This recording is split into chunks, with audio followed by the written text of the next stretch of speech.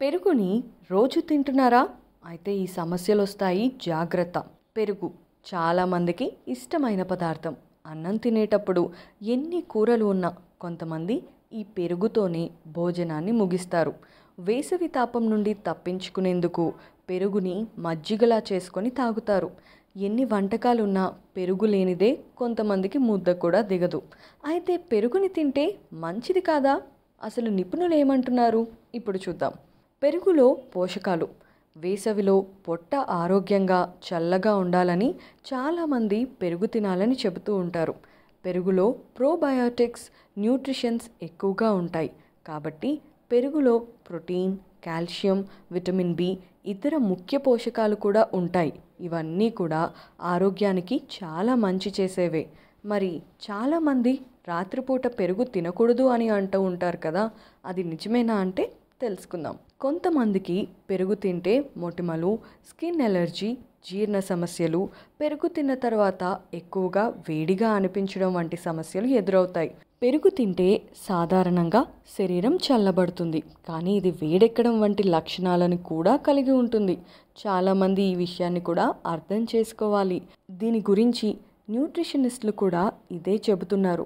మన ఆయుర్వేదంలో కూడా పెరుగుకి శరీరాన్ని చల్లబరిచే తత్వంతో పాటు వేడి కలిగించే తత్వం కూడా ఉంటుంది అని శాస్త్రాలలో రాశారట.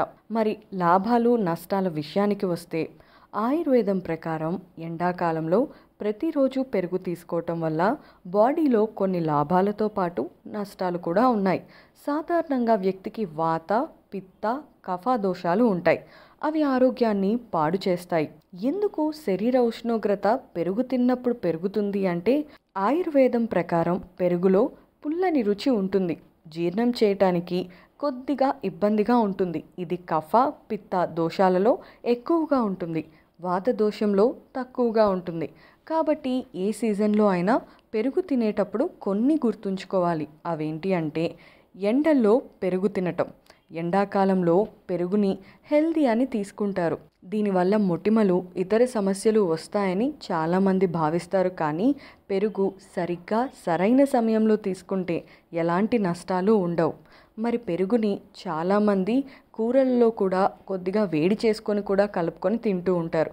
అసలు పెరుగుని ఎలా తినాలో ఇప్పుడు తెలుసుకుందాం. పోషకాహార నిపుణుల ప్రకారం పెరుగు శరీరంలో వేడిని పెంచుతుంది కూడా, కాబట్టి రెగ్యులర్గా తినకూడదు. ఇందులో రాళ్ల ఉప్పు, కారం, జీలకర్ర వంటివి కలిపి మజ్జిగలా తీసుకోవాలి.